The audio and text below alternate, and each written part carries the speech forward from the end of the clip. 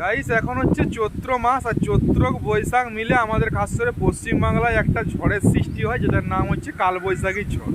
তো আমার এই ছাদের ওপর থেকে কেমন কি দেখায় না দেখায় কালবৈশাখী ঝড়ের মেঘটা, সেটাই আমি দেখাচ্ছি। এই হাওয়া শুরু হয়ে গেছে, এই বাবা হাওয়া আজ দেখেছো তো, ঝড় শুরু হয়ে গেছে। এখন রোজ বিকেল হলে ঝড়ের একটা থেকে যায়। বাবা রে বাবা, বাহ দেখেছো,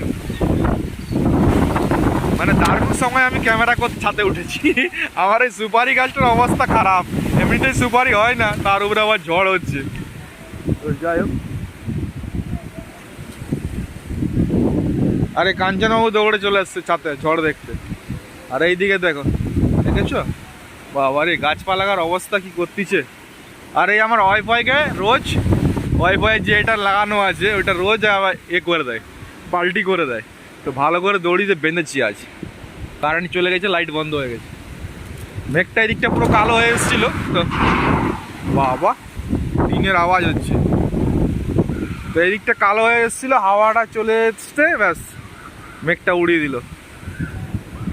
এই দিকটাই দারুণ লাগে গাছপালাগুলো এটা দেখতে।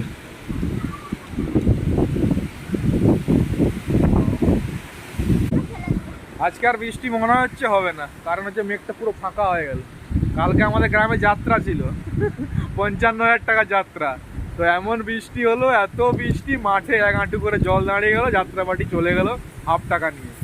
যাই হোক, মানে